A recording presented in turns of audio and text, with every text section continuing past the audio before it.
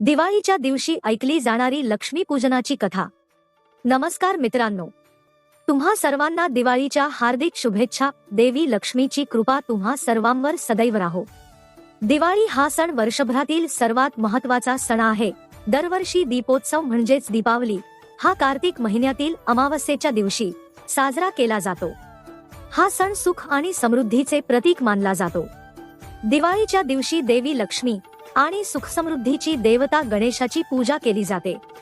या शुभ दिवशी देवी लक्ष्मीची विशेष पूजा केली जाते आणि देवी लक्ष्मीला प्रसन्न करण्यासाठी या कथा देखील ऐकल्या जातात। दिवाळीच्या दिवशी प्रार्थना केल्यानंतर या कथा ऐकणे खूप शुभ आहे। आज आम्ही तुम्हाला दिवाळीला ऐकल्या जाणाऱ्या सर्व पौराणिक कथा सांगणार आहोत। त्यामुळे तुम्ही सर्व भक्त या कथा मोठ्या भक्तिभावाने आणि आनंदी अंतःकरणाने ऐकाल। आता आपण कथेचा आनंद घेऊया। एकेकाळी एका गावात एक ब्राह्मण आणि त्याची पत्नी राहत होते। पती पत्नी दोघांनीही आपल्या घरात भगवान गणेशजी आणि लक्ष्मी मातेची प्रतिष्ठापना केली होती। ब्राह्मण रोज त्याची सेवा आणि प्रार्थना करत। ब्राह्मण ही रोज अन्न शिजवून देवाला अर्पण करायचे, पण ते दोघेही छोट्या छोट्या कारणावरून एकमेकांशी भांडायचे। जेव्हा कधी पूजा करण्याची वेळ आली किंवा नैवेद्य दाखवायच्या वेळेस दोघेही एकमेकांशी भांडायचे। अशा छोट्या छोट्या बोलण्याने दोघेही आपले जीवन जगत होते। त्याचप्रमाणे एके दिवशी कार्तिक महिना आला आणि दिवाळीच्या दिवशी ब्राह्मणीने भोजन तयार केले। ब्राह्मण तिला म्हणाला की तू देवाला नैवेद्य अर्पण कर। ब्राह्मणी म्हणाली, नाही, तुम्ही अर्पण करा। त्यानंतर यावरून दोघांचा पुन्हा वाद सुरू झाला। दिवाळीच्या दिवशीही ते असेच भांडू लागले। तेव्हा विघ्नांचा नाश करणारे भगवान गणेश आपल्या घरी बसून लक्ष्मी मातेला म्हणाले, हे माते, हे दोघं आपापसात खूप भांडतात, चला आप इथून निघून जाऊ, दुसऱ्याच्या घरी कुठेतरी बसू। असे बोलून श्री भगवान गणेशजी आणि माता लक्ष्मी तेथून निघून गेले।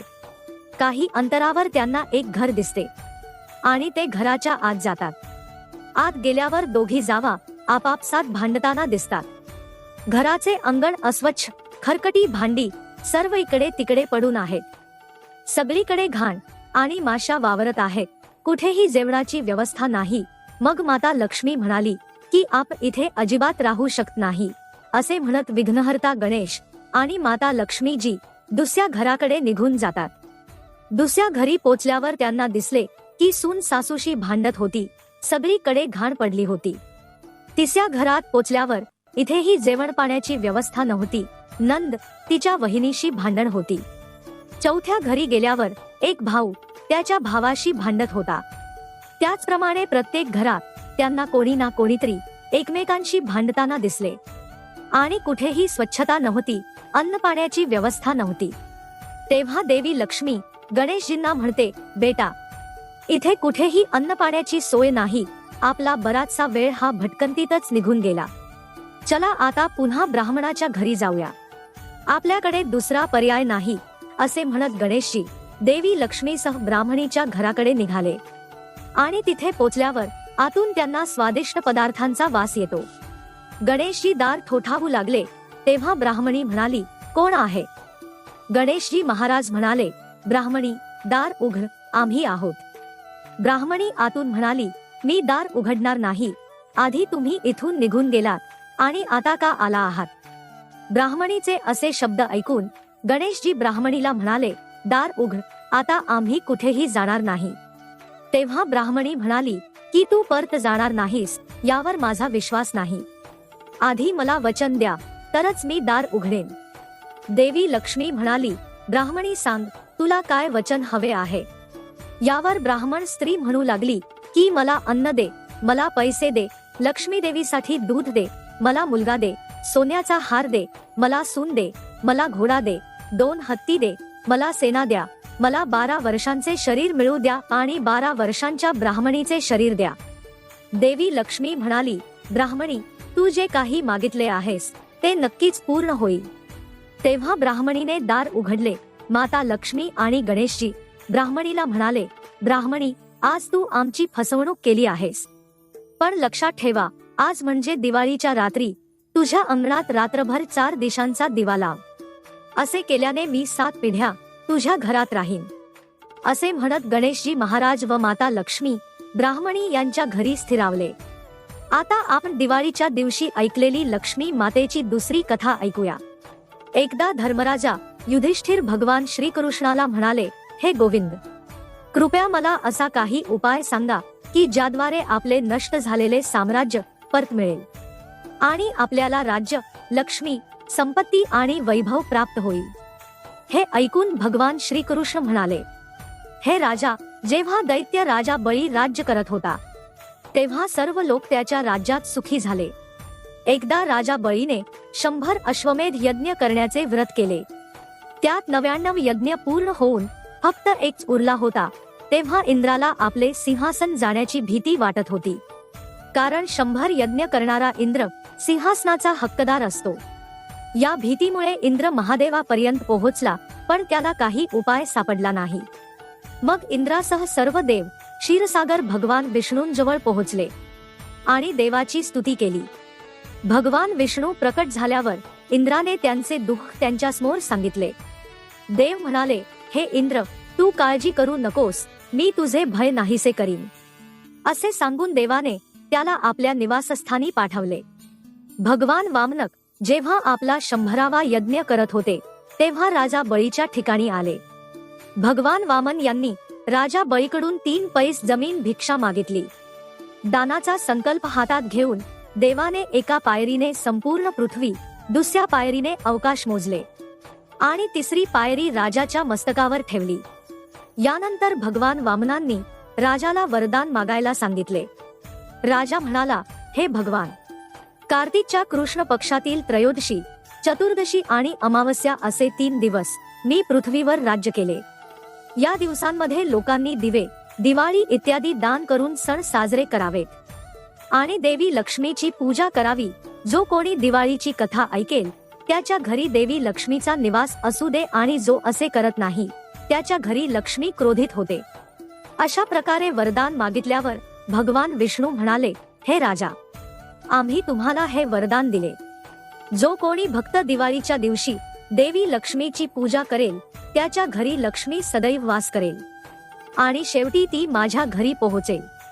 असे सांगून भगवंताने बळी राजाला पाताळाचे राज्य देऊन त्याच्या जगात पाठवले आणि नंतर इंद्राचे भय दूर केले. त्या दिवसापासून दिवाळीत लक्ष्मीची पूजा केली जाते. त्यामुळे दिवाळी साजरी करणाऱ्यांच्या घरात लक्ष्मीची कमतरता कधीच भासत नाही.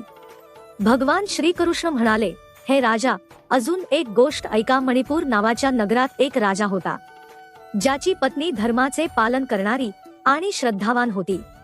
एके दिवशी त्याची पत्नी स्नान करण्याच्या निमित्ताने तिच्या गळ्यातील सुंदर मौल्यवान नवलखाचा हार काढून ती स्नान करण्यासाठी गेली. त्याच वेळी आकाशात विहार करणाऱ्या गरुडाने तो हार पाहिला आणि तो हार घेऊन उडून गेला. एका ठिकाणी एका वृद्ध महिलेच्या झोपडीवर एक मेलेला साप पडला होता. दुसरीकडे गरुडाने हार हिसकावून घेतल्याने राणी दुःखी होऊन आपल्या महालात गेली. काही वेळाने राजा आला तेव्हा तिने राजाला सर्व प्रकार सांगितला. राजाने तिला हार नक्कीच मिळेल असे आश्वासन दिले. असे म्हणत राजा सभेत पोहोचला. जो कोणी राणीचा हार आणेल त्याला अपेक्षित असे बक्षीस मिळेल असा सूर शहरभर वाजला. दुसऱ्या दिवशी एक वृद्ध स्त्री तो हार घेऊन राजाकडे पोहोचली आणि तो हार राजाला दिला. तेव्हा राजाने तिला वरदान मागायला सांगितले. म्हातारीने तिच्या वरदानात मागितले की आजपासून 8व्या दिवशी दिवाळी आहे, त्या दिवशी शहरात कोणीही महालक्ष्मीची पूजा करू नये आणि ती पूजा फक्त तीच करेल. त्यासाठी पूजेचे सर्व साहित्य माझ्या घरी पाठवा. हे ऐकून राजाला आश्चर्य वाटले आणि विचारले, या वरदानाचा तुला काय फायदा होईल? म्हातारी म्हणाली, हे राजा, या दिवशी लक्ष्मीची पूजा करून दिवाळी साजरी केल्याने महालक्ष्मी प्रसन्न होते आणि सदैव काळ घरात राहते. राजा म्हणाला, मला ही लक्ष्मीची पूजा करायची आहे. म्हातारी म्हणाली, आधी मी पूजा करेन, नंतर तुम्ही करू शकता. असे केल्याने राजाचे आणि वृद्ध महिलेचे घर धन आणि धान्याने भरले. त्यामुळे श्री महालक्ष्मीच्या आनंदासाठी मोठ्या महालापासून ते दीन झोपडीपर्यंत श्री महालक्ष्मीची पूजा केली जाते आणि दिवाळीची कथा ऐकवली जाते. भगवान श्रीकृष्ण म्हणाले, हे धर्मराजा युधिष्ठिर, श्री महालक्ष्मीची पूजा करून दिवाळी साजरी केल्याने देवी लक्ष्मीची प्राप्ती होते. त्यामुळे तुम्हीही तेच करा, म्हणजे तुम्हाला तुमचे हरवलेले राज्य मिळेल. पौराणिक कथेनुसार महाभारत काळात महर्षी द्वैपायन व्यासजी हस्तिनापूरला आले. त्यांच्या आगमनाची बातमी समजताच महाराज भीष्मांसहित सर्व राजसेवकांनी त्यांचा आदर केला. त्यांना राजवाड्यात सोन्याच्या सिंहासनावर बसवले आणि अर्घपाद, आचमन इत्यादींनी त्यांची पूजा केली. व्यासजी बसल्यावर राणी आणि माता कुंती यांनी हात जोडून विचारले, हे ऋषी, तू त्रिकालदर्शी आहेस, तुला सर्व गोष्टींची माहिती आहे.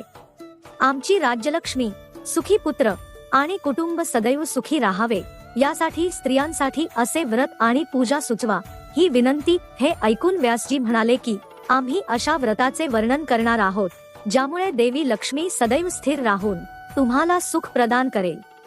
हे श्री महालक्ष्मीजींचे व्रत आहे जे 16 दिवस पाळले जाते आणि ज्याची पूजा दरवर्षी अश्विन कृष्ण पक्षातील अष्टमी तिथीला केली जाते.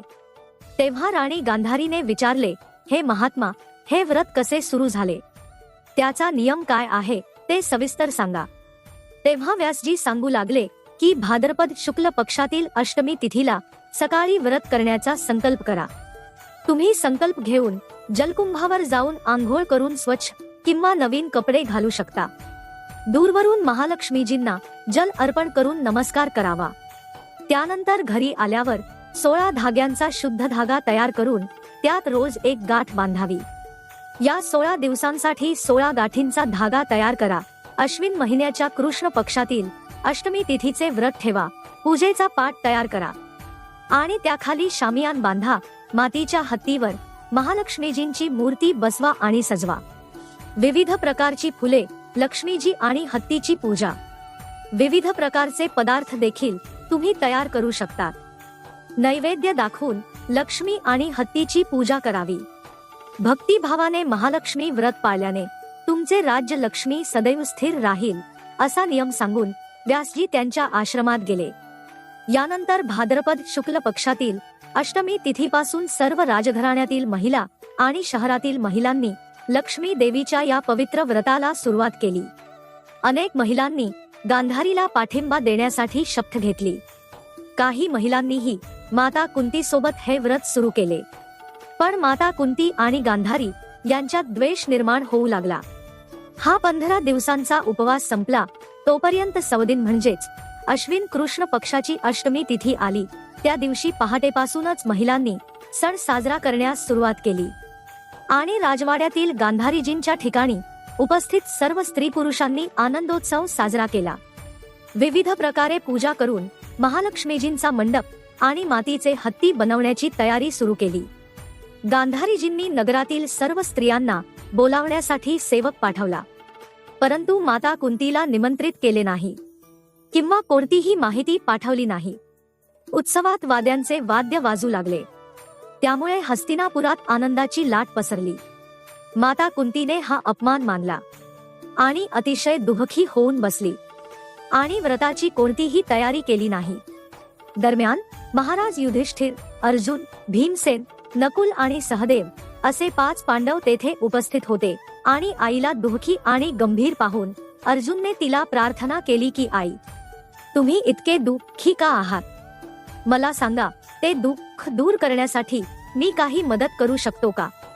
तेव्हा माता कुंती म्हणाली, बेटा, कुटुंबातील नातेवाईकांकडून अपमान होण्यापेक्षा दुसरे कोणतेही मोठे दुःख नाही. आज शहरातील महालक्ष्मी व्रत उत्सव दरम्यान राणी गांधारीने शहरातील सर्व महिलांना आदराने आमंत्रित केल्यानंतर मत्सरातून माझा अपमान केला आणि मला उत्सवात बोलावले नाही. तेव्हा अर्जुन म्हणाला, मातेची पूजा दुर्योधनाच्या महालातच होऊ शकते का? आपण आपल्या घरात करू शकत नाही. तेव्हा आई कुंती म्हणाली, बेटा, मी हे करू शकते, पण सजावट इतक्या लवकर तयार होणार नाही, कारण गांधारीच्या 100 पुत्रांनी मातीचा एक मोठा हत्ती तयार केला आहे आणि पूजा केल्यानंतर त्याला सजवले आहे. अशी परंपरा आपल्याला जमणार नाही. त्यांच्या उत्सवाची तयारी दिवसभर सुरू होती. आता आपल्याकडे ना तेवढा वेळ आहे ना इतकं साहित्य. तेव्हा पार्थ आईला म्हणाला, आई, तुम्ही पूजेची तयारी करा. आणि नगरीला आमंत्रण पाठवा. मी असा हत्ती पूजनासाठी आणणार आहे की हस्तिनापूरच्या रहिवाशांनी कधीही पाहिले नसेल आणि कधी त्याची पूजा देखील केली नसेल. मी आजच इंद्रलोकातून इंद्राचा हत्ती ऐरावत, जो खूप पूजनीय आणि आदरणीय आहे, मी त्याला बोलावून घेऊन येतो. तुम्ही पूजेची तयारी करा. येथे माता कुंतीने संपूर्ण शहरात पूजेचा संदेश वाजवला. आता पूजेची प्रचंड तयारी सुरू झाली. मग अर्जुनने भगवान इंद्राला पत्र लिहून ऐरावतला पाठवण्यास सांगितले आणि हा संदेश एका दिव्य बाणाला बांधून धनुष्यावर ठेवून देवलोक इंद्राच्या सभेत फेकले. देवराज इंद्राने ते पत्र वाचून अर्जुनला उत्तर लिहिले, हे पांडुकुमार, मी ऐरावताला पाठवीन, पण तो इतक्या लवकर स्वर्गातून खाली कसा उतरेल? तुम्ही याचे उत्तर लवकर लिहा. पत्र मिळाल्यावर अर्जुनाने बाणांसाठी मार्ग तयार करून हत्ती उतरण्याबद्दल लिहून ते पत्र परत केले. आता इथे स्वर्गात इंद्राने सारथीला आज्ञा देत हत्तीला पूर्णपणे सजवून हस्तिनापुरात उतरवण्याची व्यवस्था करण्याची आज्ञा दिली. माहुतांनी ऐरावत हत्तीला विविध वस्तूंनी सजवले होते. देवलोकाचा अंबर झुला लावला होता. सोन्याच्या पालखीला रत्नजडित कलश बांधण्यात आले होते. कपाळावर रत्नजडित जाळी सजवण्यात आली होती आणि पायात सोन्याचे पांगळे बांधले होते, ज्याला पाहून विलक्षण तेजाकडे मानवजातीचे डोळे थांबत नव्हते. इंद्राचा जिवंत ऐरावत बाणांच्या सहाय्याने स्वर्गातून अवतरेल आणि माता कुंतीच्या घरी पूजला जाईल, अशी चर्चा संपूर्ण शहरात होती. आता संपूर्ण शहरातील पुरुष, स्त्रिया, लहान मुले आणि वृद्धांची गर्दी ऐरावतचे दर्शन घेण्यासाठी उत्सुक होते. माता कुंतीच्या दारात सर्व नगरातील लोकांची गर्दी जमू लागली. आता शहरातील लोक ऐरावतचे स्वागत करण्यासाठी पूजा थाळी घेऊन तयार होते. माता कुंती राजवाड्यात प्रकट झाली आणि पाहू लागली आणि काही वेळातच सगळा महाल पूजा करणाऱ्या स्त्रियांनी भरून गेला. ऐरावत पाहण्यासाठी शहरातील सर्व लोक गल्ली गल्ल्या वाड्यापाड्यात जमा झाले. आई कुंतीने रंगीबेरंगी चौथरा तयार केला आणि ऐरावतला उभे राहण्यासाठी नवीन रेशमी वस्त्रे पसरवली. विविध प्रकारच्या स्वागताच्या तयारीसाठी हस्तिनापूरचे लोक हातात फुलांचे हार आणि कुंकू घेऊन उभे राहिले. इकडे देवराज इंद्राची परवानगी मिळाल्यावर हत्ती ऐरावत बाणांनी बनवलेल्या मार्गाने हळूहळू आकाशातून खाली उतरू लागला. शहरवासियांना तिच्या दागिन्यांचा आवाज ऐकू येऊ लागला. ऐरावताचे दर्शन घेण्यासाठी नदीच्या काठावर स्त्री पुरुष जल्लोष करू लागले. बरोबर संध्याकाळी ऐरावत माता कुंतीच्या वाड्याच्या चौकात उतरला. सर्व स्त्री पुरुषांनी फुलांचे हार आणि कुंकू अर्पण करून हत्तीचे स्वागत केले. तर राणी गांधारीच्या महालात लक्ष्मीची पूजा करण्यासाठी महिलांची गर्दी झाली होती. आता तेथे पूजा करण्यासाठी एकही स्त्री पुरुष उरला नव्हता. त्या सर्व स्त्रिया आता माता कुंतीच्या महालात उपस्थित होत्या. महाराज धोम पुरोहित यांनी ऐरावत येथे महालक्ष्मीजींची मूर्ती बसवून वैदिक मंत्रांनी तिची पूजा केली. नगरवासियांनी लक्ष्मीपूजन करून ऐरावताची पूजा केली. त्यानंतर भगवान ऐरावताला विविध प्रकारचे सुके मेवे खाऊ घालण्यात आले. वरून यमुनेचे पाणी टाकण्यात आले आणि मग ऐरावतवर विविध प्रकारच्या फुलांचा वर्षाव करण्यात आला. पूजायाने स्वस्तिक पठण केल्यानंतर व्रतस्थ महिलांनी विधीनुसार लक्ष्मीची पूजा केली. माता कुंतीने उपवासाच्या धाग्यात 16वी गाठ बांधून लक्ष्मी देवीला शरण गेले. ब्राह्मणांना ताट आणि मिठाई देऊन भोजनाची व्यवस्था करण्यात आली. तेव्हा ब्राह्मणांनी त्यांना वस्त्र, पैसा, सोने आणि इतर दागिने देऊन संतुष्ट केले. यानंतर सर्व स्त्री पुरुषांनी देवी महालक्ष्मीची दीपप्रज्वलन करून तिची प्रेमाने पूजा करून आरती केली. आरती झाल्यानंतर माता राणीला अर्पण केलेले अन्न प्रसाद म्हणून स्वीकारण्यात आले. ही महालक्ष्मी व्रताची पहिली पौराणिक कथा होती. आता लक्ष्मी मातेची दुसरी कथा ऐका.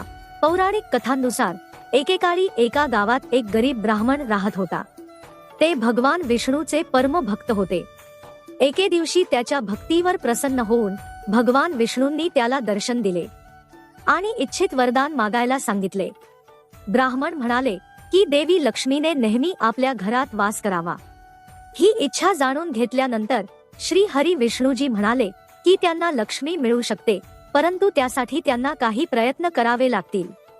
भगवान विष्णूने त्या ब्राह्मणाला सांगितले की एक स्त्री दररोज मंदिरासमोर येते आणि येथे भाताची पोळी खायला येते.